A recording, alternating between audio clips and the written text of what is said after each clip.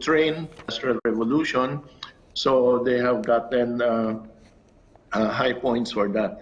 The other thing po is yung educational system. Actually, maybe many of us do not realize this ranking nila, both National University of Singapore at Nanyang Technological University, rank 11 worldwide. So the head niya, so they're very highly ranked. So importante din ito for competitiveness. And they also invest a lot in yung technological infrastructure. So for example, yung internet system nila is very robust, very strong, very fast. And then marami din sila mga research and development into AI, robotics, yung mga advanced technology po. That's why they're considered very competitive worldwide. Ambassador, kindly explain to us how Singapore is reopening its doors after it implemented the circuit breaker. Meron itong dalawang phases and currently ay nasa second phase na Singapore. Tama po ba? Bukas po, starting tonight midnight, we will enter doon sa phase 2 na tinatawag nila. So sa June 2, they started yung phase 1. Under the phase 1, mga 75% of the businesses were already allowed to reopen. Pero once we get into yung phase 2, ang mangyari niyan is almost all business activities will be allowed to resume. So the malls, the retail shops, even yung mga F&B, pwede na mag-dine in, and you have to continue to maintain mga social distancing, you have to wear mask. For a while, bawal yun. And currently ay nasa second phase na Singapore. Tama po ba? Bukas po, starting tonight midnight, we will enter doon sa phase 2 na tinatawag nila. So sa June 2, they started yung phase 1. Under the phase 1, mga 75% of the businesses were already allowed to reopen. Pero once we get into yung phase 2, ang mangyari niyan is almost all business activities will be allowed to resume. So the malls, the retail shops, even yung mga F&B, pwede na mag-dine in, and pwede na rin mag-socialize mga tao, except it's limited to 5 people per group lang. And you have to continue to maintain mga social distancing, you have to wear masks, and so on. So under the phase 2 program, you can also now visit yung mga elderly, no? For a while, bawal yon to visit your relatives who are elderly, staying in the elderly homes. Sports facilities, parks, and other public facilities are also now open. And then, ang only thing not yet open po will be mga religious services, large events, venues, yung mga clubs, mga nightclubs, mga bars, mga cinemas, hindi pa rin open po. But other than that, most of it is open. And if things continue the way it is, then in-expect nila that then they'll go into phase 3, which will be considered yung new normal. So phase 3 will continue until such time as there will be vaccines already available, and that will be the time they will leave phase 3. Despite being the country in Southeast Asia with the most number of COVID cases, is it safe to say that Singapore is coping with the pandemic? Yes. It's true, Singapore has the most number of cases in Southeast Asia. As of yesterday, they have a total of 41,216 cases. But kailangan siguro tingnan in context. Ano po? Out of the 41,216 cases, 31,938 or almost 32,000 po have recovered already and have been discharged sa hospital. Mga 9,000 are left in what they call isolation wards, meaning mild lang yung symptoms sila or wala ng symptoms, and they're just waiting for yung dalawang negative test bago ma-discharge. But only 257 na lang po ang nasa hospital. So 257 out of 41,000. And dalawa lang ang nasa ICU. And so far, only 26 have died out of the 41,000 cases. So talaga, they were able to keep it under control. While totoo, there were a lot of infections, but the important thing is yung mga who suffered the more severe symptoms and who died, the numbers are very low. Opo. Ambassador, paano naman po nag-a-adapt ang ating embahada sa Singapore sa mga patakaran nila, and how do you continuously assist them during and after the lockdown there? What happened po was when they instituted yung circuit breaker measures, so base doon sa advisory ng MFA, we did, yung embassy na nag-work din from home. So nag-work from home tayo. However, we maintain a skeleton force sa embassy. So actually yung mga emergency operations naman continued during the circuit breaker measures. So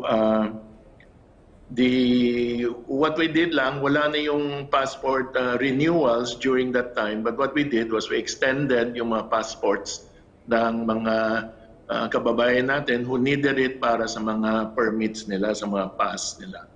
However, with the implementation ng Phase 1, what happened was we returned to full consular operations, and but we still follow yung mga safety measures ng recommended by the government.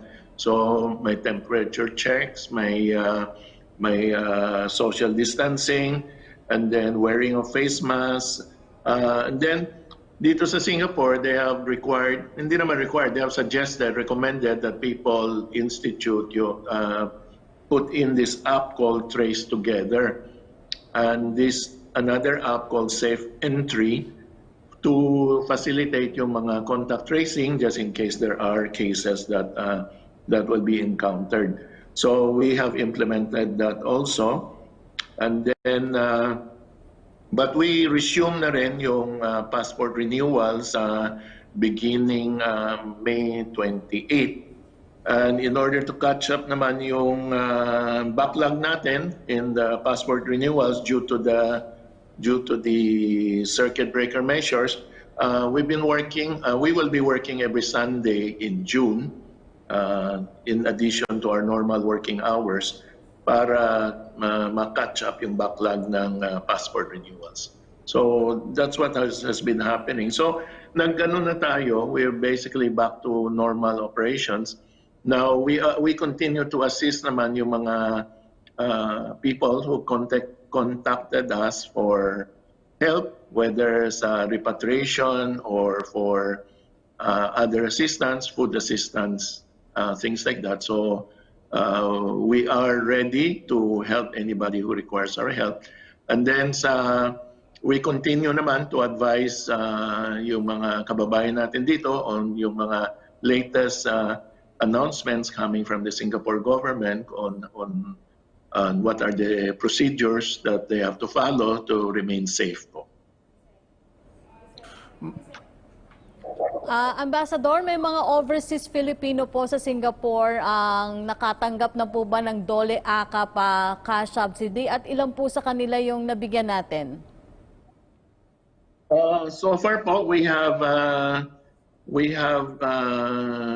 given out cash assistance under the DOLE AKAP program for 1,436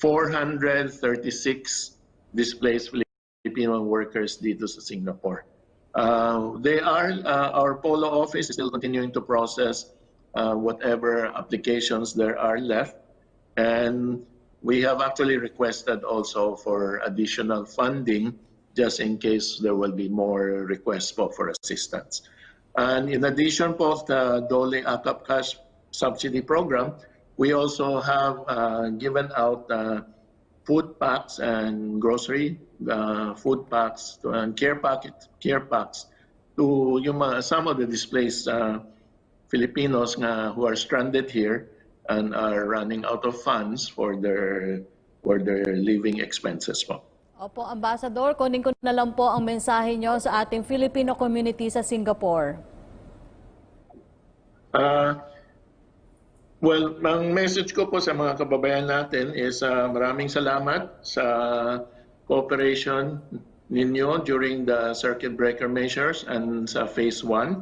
And going forward, hopefully, tuloy pa rin ang cooperation natin in terms of following yung mga advisory ng Singapore government about wearing your mask when you go out, safe distancing, and avoiding unnecessary trips outside as much as possible just to remain safe. Sa mga kababayan naman natin domestic workers, I have some special request lang po. Ayon kasi sa mga bagong advisory ng Ministry of Manpower, dapat patuloy pa rin mamalagi sa bahay tuwing araw ng pahinga. Maaaring lumabas kung may mga trabahong kailangan gawin or bibili ng pagkain. Pero kinakailangan na umuwi agad pagkatapos.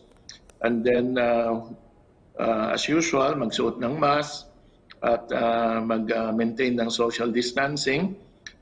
Huwag makipagkita sa mga kaibigan o magtipon sa mga publikong lugar.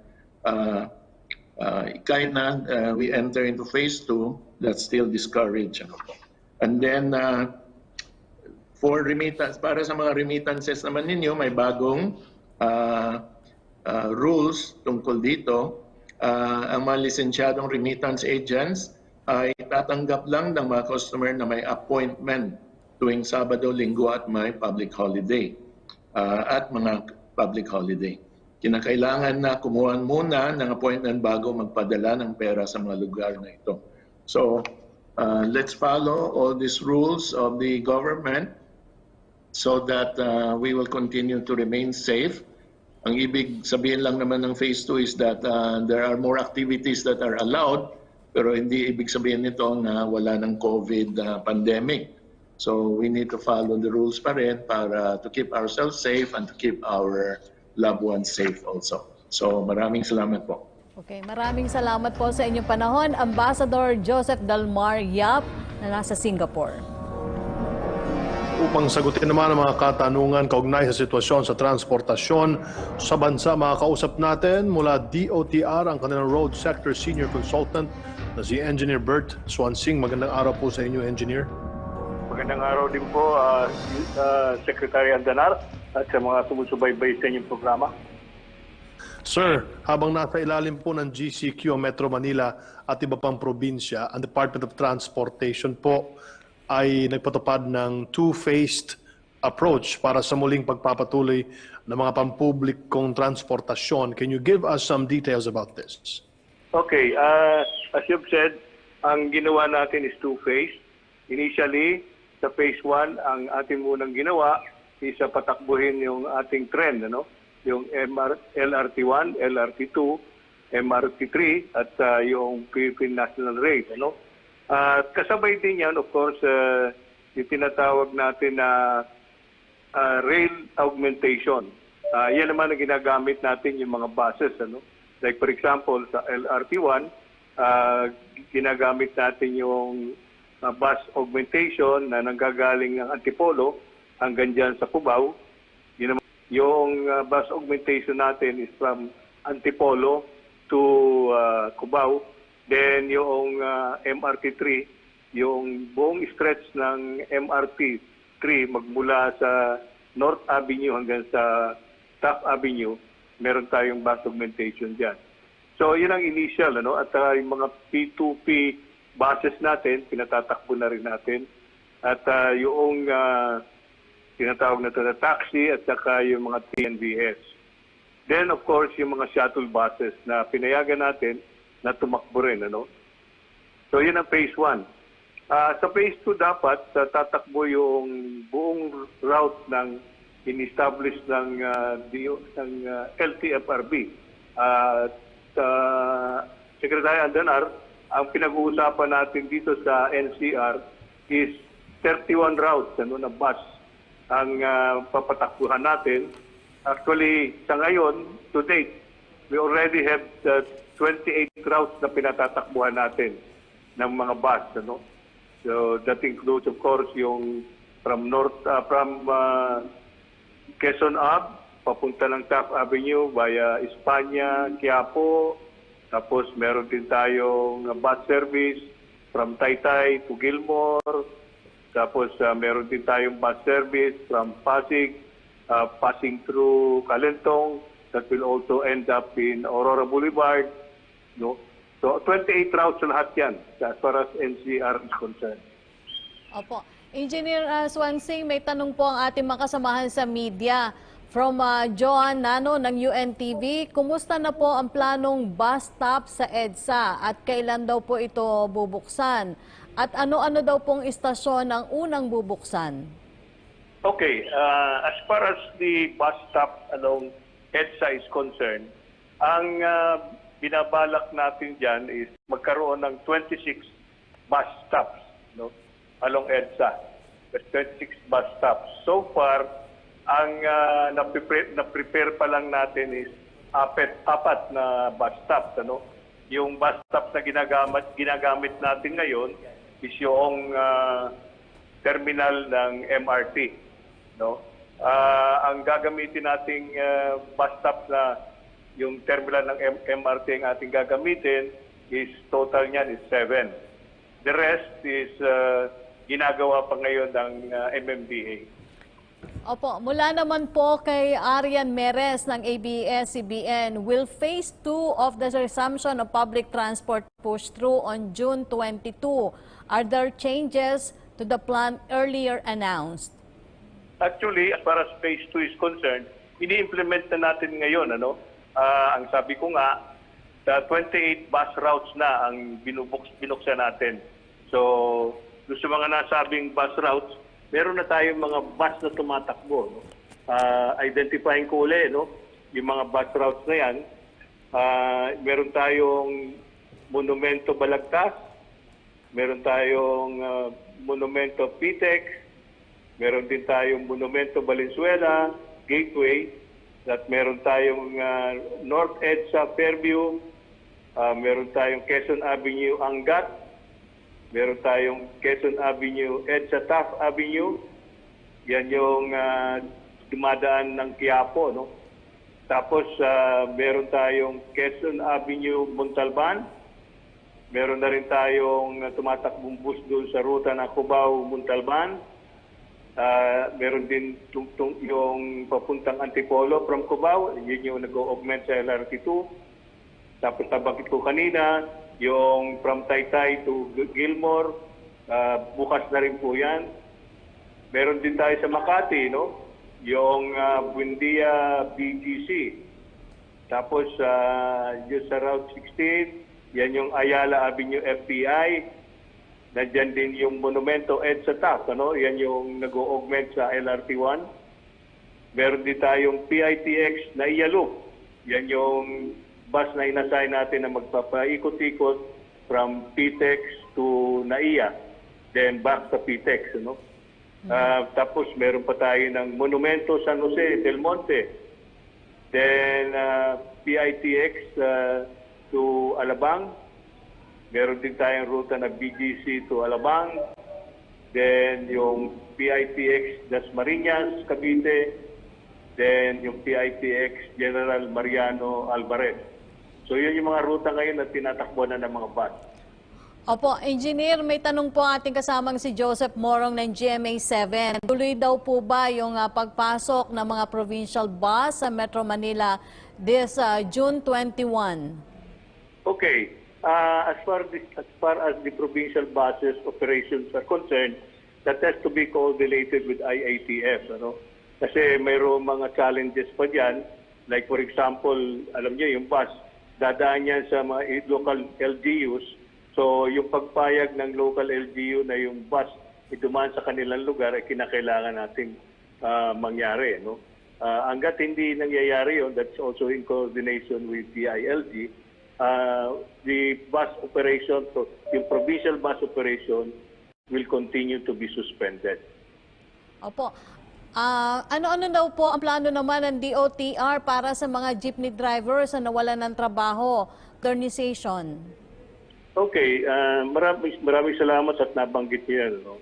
Unang-una, ang hindi na-highlight dun sa Public Utility Vehicle Modernization Program is yung intensyon ng DOTR na baguhin yung kondisyon ng driver-operator. No? Kasi sa mahabang panahon, ang sitwasyon ng driver and operator diyan sa mga jeep na yan, ang driver umaasa sa sakita niya base sa dami ng pasaherong kanyang naisakay. No? Doon niya kukunin yung pambayad doon sa may-ari ng sasakyan, which they call boundary, at doon din niya kukunin yung pambili ng krudo, no? Dahil siyang papasa noon. At yung matitira doon sa kawawang driver is yung, well, kung meron, no? Umigit kumulang on the average, ang pinag-uusapan nating natitira dyan is 400 pesos, or even less sa mahabang oras na pagmamaneho. Gusto nating mabago yung sitwasyon na yan under the Public Utility Vehicle Modernization Program. Ang driver under the Public Utility Vehicle Modernization Program, ang mangyayari sa kanila, hindi na yung maghahanap sila ng pasahero, makikipagtunahan sila sa ibang jeep para makakuha ng pasahero. Dahil ang kanilang kompensasyon ay magiging sahuran sila ayon sa labor standard. At of course, kasama doon sa kompensasyon, yung kanilang benepisyo. Dahil sa ngayon, kung titingnan natin, uurihin natin mabuti, yung mga jeepney driver, wala hong benepisyo, no, na tinatawag. Like for example, sa kanilang pagtanda. So, kinakailangan nila mag-retire, wala silang pensyon dahil hindi sila nagbabayad ng SSS. Hindi sila ibinabayad ng SSS ng kanilang employer. Yung operator ng sasakyan refuses to recognize them as their employees. So, mababago yan under the Public Utility Vehicle Modernization Program. Ang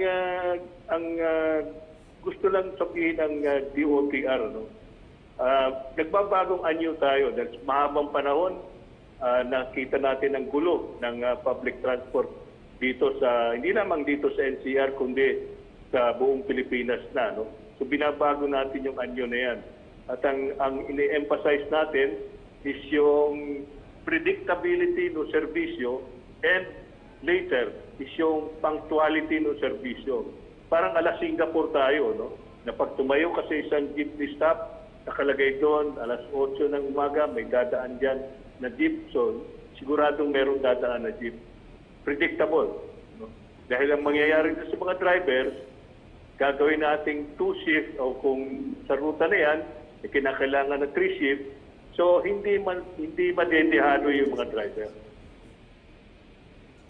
Magkakaroon din ng pagbabago sa EDSA lane upang bigyan daan ang bike lane, kung saan inuumpisahan na nga ng DOTR in cooperation with MMDA ang groundworks tulad ng paglalagay ng barriers. Kaugnay dyan, ano ba ang magiging strategy natin para dito at paano natin masisiguro ang kaligtasan ng ating mga bikers? Okay, mabutit na tanong mo yan, Secretary Andanar. Bagamat merong mga batikos, na bakit tayo maglalagay ng bike lane sa isang high-speed na roadway. Ang gagawin naman natin dyan is sisiguruhin nating ligtas para sa mga nagbibisikleta yung pagdaan nila sa EDSA. No? Ang lane na nilaan natin sa kanila is yung isang lane na binakante na ng bus. Dahil nilipat natin yung bus lane doon sa innermost lane katabi ng MRT line. At para masigurong hindi mag-i-encroach yung ibang sasakyan doon sa bike lane, lalagyan natin yan ng fenders or yung guardrails, para masigurong safe para sa mga nagbibisikleta yung bike lane na yan. Maraming salamat po sa inyong panahon, Engineer Bert Swansing. Sa puntong ito, makakausap naman natin si DOJ spokesperson Mark Perete. Magandang araw po sa inyo, Mark. Welcome back. Magandang araw, Secretary Anduna. Yusek, pansamantala mo nang sinuspindi ang on-site work sa DOJ. Ito ay matapos magpositibo sa COVID-19 ang 5 empleyado dito. Nagbigay na ng order si DOJ Secretary Guevara ng lockdown sa ilang mga gusali sa DOJ. Sa ngayon po, kumusta yung lagay ng mga nagpositibo at ano po ba yung update sa ginagawang contact tracing? Yes, meron ngang 5 nag-positive sa ating confirmatory test. And so far asymptomatic naman yung mga nag-positive, no? In the meantime, continues yung ating contact tracing. This is being done in coordination with the Department of Health. And ang kasama sa contact tracing, hindi lamang yung mga kasama nila sa trabaho, kundi yung mga possible na naging contact nila sa kanilang mga komunidad. Kaugnay pa rin dyan, nagkaroon na rin ba tayo ng disinfection within the compound at kailan magre-resume ang on-site work sa DOJ? Well, yung ating disinfection, kaya nagpatawag ng lockdown or nag-impose ng lockdown sa Secretary Guevara ay para masimulan yung disinfection ng complex. 3 buildings yung ating tinitingnan na affected dito. The entire complex will be disinfected starting today. And while yung directive ni Secretary is up to the 28th yung lockdown, but starting Monday, yung frontline offices naman natin ay magbubukas para sa mga transactions ng publiko. Opo, sir, dahil nga sa banta ng COVID-19, katulad na lang po nga ng nasabi nyo na empleyadong naitalang nagpositibo sa virus kung saan na kinakailangan pa samantalang i-lockdown ng ilang DOJ buildings, ano po yung epekto o adjustment na gagawin ng departamento para po sa inyong operasyon? Well, even before this lockdown, no, yung sa ECQ natin, mixed yung ating transactions with the public. Meron tayong frontline offices na physically tinatanggap yung mga filings and paperwork na sinasubmit sa ating department. Pero meron na rin tayong mga online transactions. In fact, yung ating e-inquest has already been in operation during the ECQ in Manila. And ito ay muli nating i-implement while the lockdown is being implemented in the department. So yung filings ng affidavits, yung submission ng mga pleadings, and even some hearings, yung mga importanteng hearings on inquest, will be continued online. Opo, Yusek, kamakailan napabalita yung biglang ang dami ng fake na Facebook accounts ng ilang ating mga kababayan. Ano na po yung update dito at yung mga reports na natanggap ninyo? Meron po ba kayong na-trace kung sino talaga ang nasa likod nito? Well, meron tayong natanggap na 198 na complaints, no, involving around 300 accounts sa Facebook. And ito ay hiniling na natin na tanggalin ng Facebook or i-take down. But at the same time, humingi tayo ng preservation ng laman ng mga accounts na to para matingnan kung saan ba ginamit at sino yung nag-create ng mga accounts. In the meantime, nagkaroon ng interagency task force na binubuo ng DOJ, ng National Privacy Commission, as well as ng Department of yung DICT natin para tingnan yung problema regarding sa tinatawag nating ghost accounts on Facebook.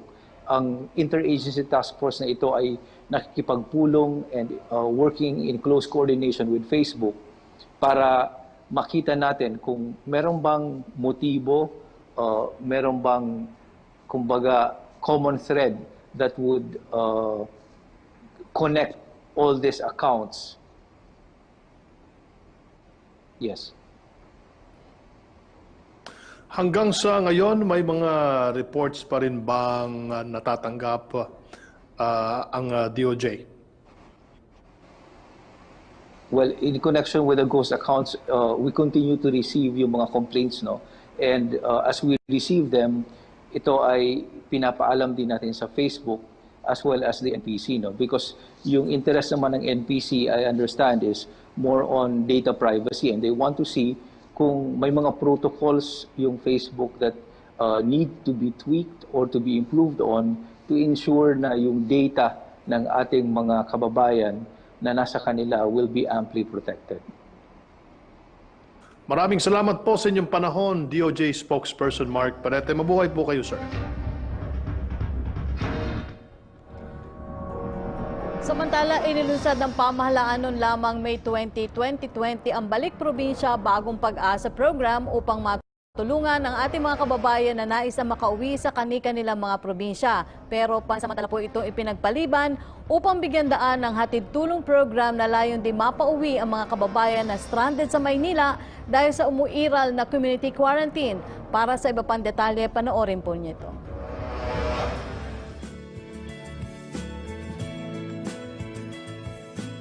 Upang mabigyan ng pangmatagalang tulong ang ating mga kababayang nais magbalik probinsya at makapagsimulang muli, pinagtibay ni Pangulong Duterte ang Executive Order No. 114 o ang Balik Probinsya Bagong Pag-asa Program. Go home to the province, they have the means of going back there. And there is a promise. What is really very important is we give them hope. Na-issue rin po kahapon ng ating Presidente ang Executive Order No. 114. Ito po ay yung sa Balik Probinsya Bagong Pag-asa Program as a pillar of balanced regional development. Noong ika-20 ng Mayo, ang programa ay matagumpay na nakapagpauwi na ng mahigit 100 residente pabalik ng Leyte na inaasahang darami pa. At dahil nais agarang tugunan ang mga pangangailangan ng ating mga stranded na kababayan, ipinagpaliban muna ang rollout ng Balik Probinsya Bagong Pag-asa Program upang ihandog ng ating pamahalaan ang hatid tulong. I decided as a matter of strategy na isuspend muna ang ating rollouts for the Balik Probinsya Bagong Pag-asa to give way. Unahin natin kasi this was a very clear instruction from the President. Unahin, pauwiin na ang ating mga kababayan na stranded dito sa Maynila. And pagdating ng panahon na tapos na itong mga problema ng stranded, the Balik Probinsya will now take the second phase already in the succeeding rollouts and simultaneous rollouts to all of the provinces of their choice. Pilipino to kababayan natin. Tanggapin ninyo and provide for sequestration houses if you want. Yung doon sila i-quarantine. Pero hati-hati tayo sa problema.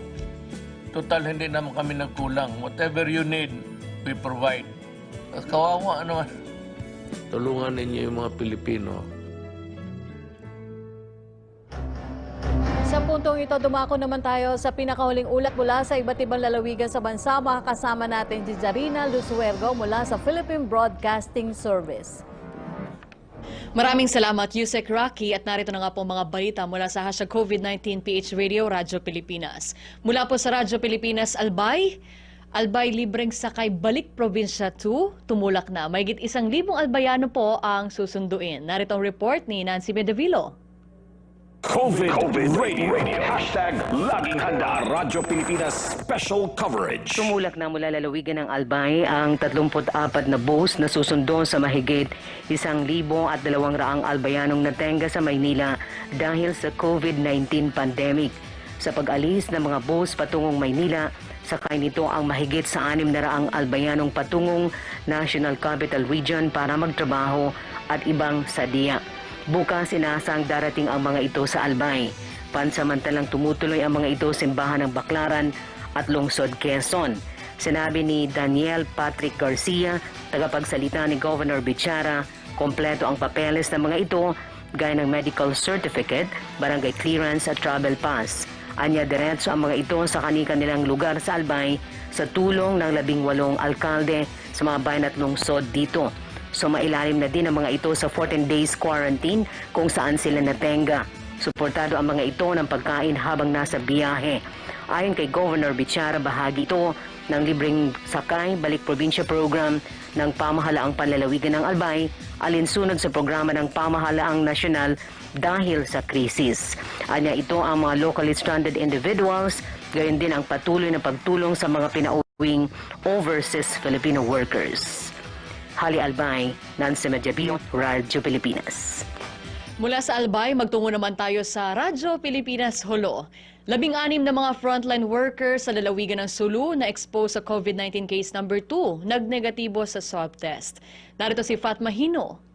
COVID Radio. Hashtag Laging Handa Radyo Pilipinas Special Coverage. Nagnegatibo sa swab test ang 16 na mga frontline worker na nakasalamuhan ng pangalawang kumpirmadong kaso ng COVID-19 sa lalawigan ng Sulu na isang returning overseas Filipino na dumating mula sa Saudi Arabia kamakailan lamang.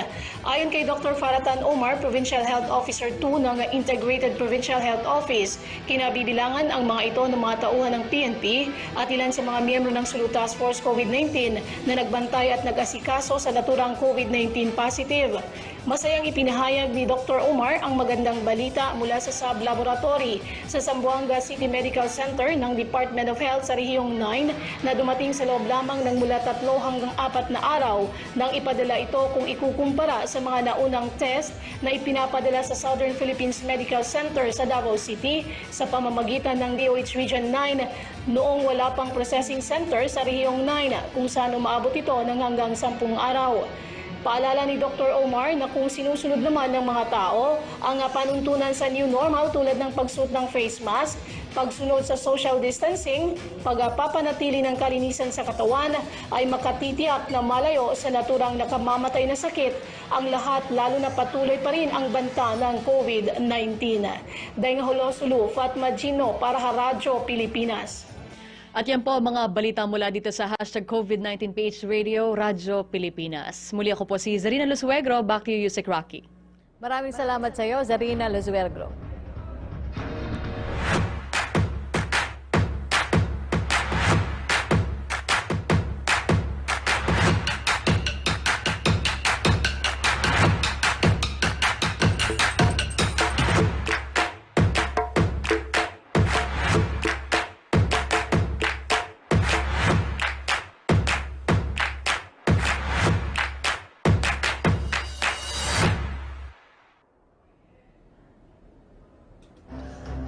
Puntahan naman natin si Breves Bulsao mula sa PTV Cordillera.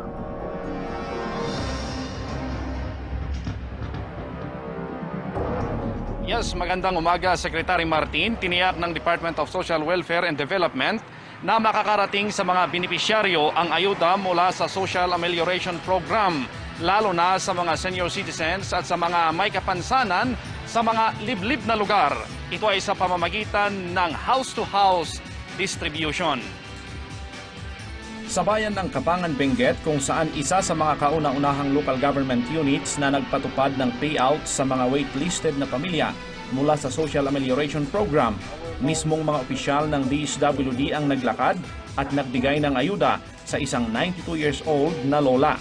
Laging riniremind ng DSWD sa ating mga lokal na pamahalaan na para sa mga vulnerable members of the society, especially the senior citizens and the persons with disabilities, kinakailangan po na ipahatid natin sa kanilang mga tahanan ang ayuda dahil sila yung most vulnerable. Ayaw natin silang mailagay o harapin nila ang banta ng COVID-19, kaya nararapat na wag na silang lumabas. Tayo na po ang magpapahatid ng tulong sa kanila. Sa naturang bayan, may mga benepisyaryong senior citizens sa mga liblib na barangay ang kinakailangang mabigyan din ng ayuda na hindi na kinakailangang maglakad upang kunin ang ayuda sa kinaukulang opisina. Si Lola Ana Amoy ay ipinanganak noong 1928. Kaakibat ng natatanging kultura sa rehiyon Cordillera ang pag-aaruga ng mga pamilya sa mga nakakatandang miyembro. At kahit may mga kapamilya siya sa kanilang tahanan, malaking tulong ang kaniyang natanggap na ayuda mula sa pamahalaan. Kaya ati si kanon, uy anak ko pa'y adi mo nadado din anak da abot. Isungodak da ko ay salamat ko na ay. Kayo in ano ka sa kun. Si Apo Diyos adi di man tatalabayan da kayo ay nangidaw sinan. Bilak ay masya. Siniguro din ng lokal na pamahalaan na mabibigyan sila sa second tranche ng SAP.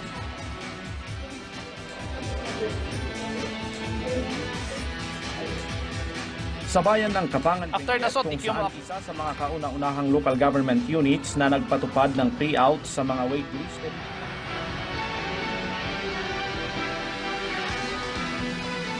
Dito sa Cordillera, hinangaan ng DSWD ang trabahong ginampanan ng mga barangay officials maging ang mga local officials sa implementasyon ng SAP, maging ang kultura ng bayanihan dahil nakakarating sa mga liblib na lugar ang anumang tulong mula sa gobyerno para sa mga benepisyaryo.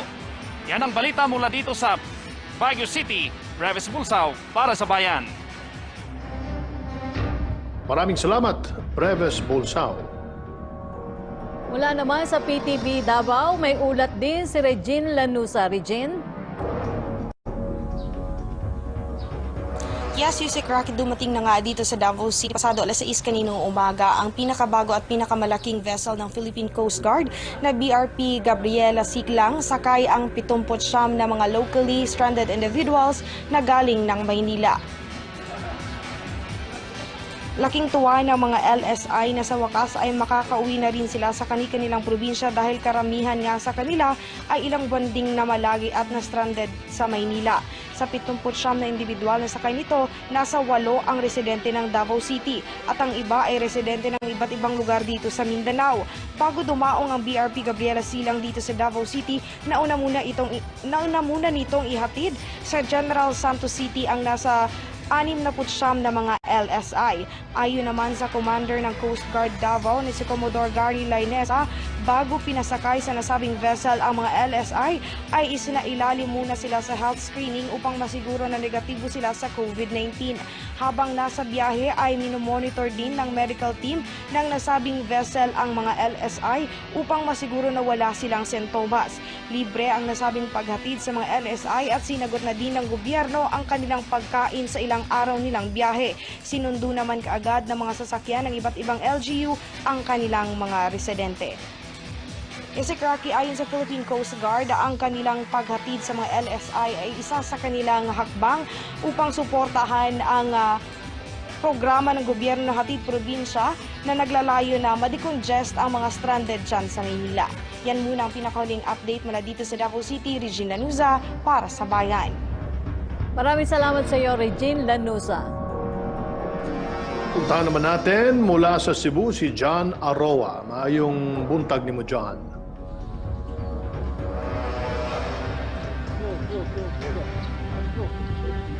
Maayong buntag, Secretary Martin o Yusek Rocky. Nananawagan ngayon ang mga residente ng Sitio Alaska sa Barangay Mambaling sa lungsod ng Cebu ng tulong matapos na magdadalawang buwan na silang isinailalim sa total lockdown. Kaya naman ang ilan sa kanila ay napilitan ng manglimos sa tabi ng kalsada kung saan nakalagay yung barikada sa kanilang lugar upang masiguro na rin na hindi sila makalabas sa kanilang lugar. Mga residente ng Sitio Alaska ng Barangay Mambaling sa Cebu City nakatayo sa gilid ng daan habang nakasampa sa barikada. Hindi pa kasi sila pwedeng lumabas dahil naka-total lockdown ang kanilang lugar matapos nakapagtala ito na mahigit 600 na kaso ng COVID. Kaya naman nagbabaka sakaling may dumaan at magbigay ng tulong sa kanila gaya ng pagkain.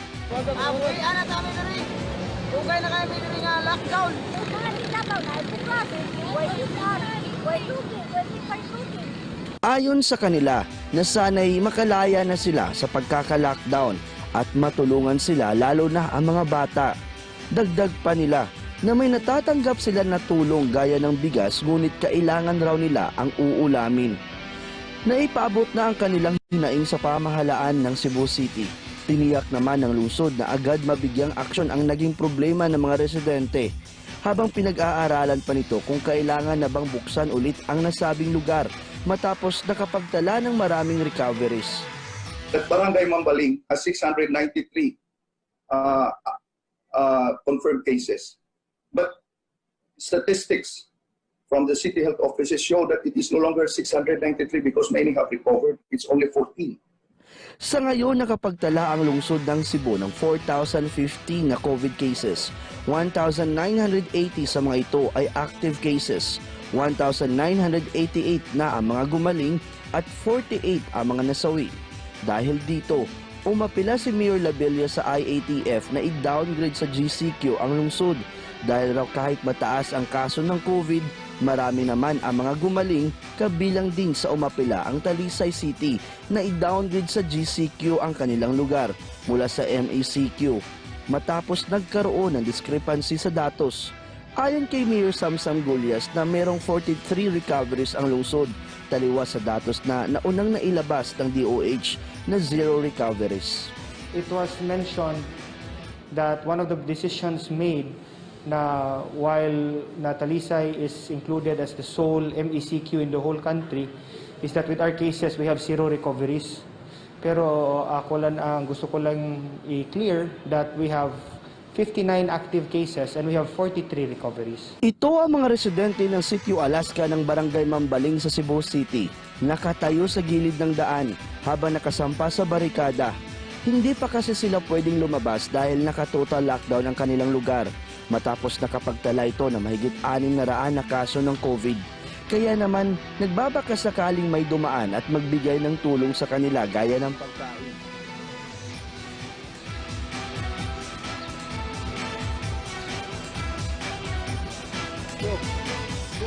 Samantala, Secretary Martin naaprubahan na ang 1.9 billion pesos na supplemental budget dito sa ng Cebu City Government kung saan kukunin yung 500 million pesos na pondo para sa pagresponde sa pangangailangan sa krisis sa COVID-19 dito sa lungsod ng Cebu. At gayon din ang 322 million pesos na pondo para sa hazard pay ng mga empleyado sa Cebu City Hall at ng mga barangay worker dito sa Cebu City.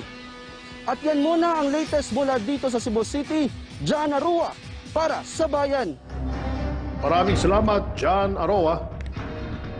Samantala, dumako naman tayo sa update kaugnay sa COVID-19 cases sa buong bansa. Base sa tala ng Department of Health as of June 17, 2020, umabot na po sa 27,238 ang total number of confirmed cases kahapon.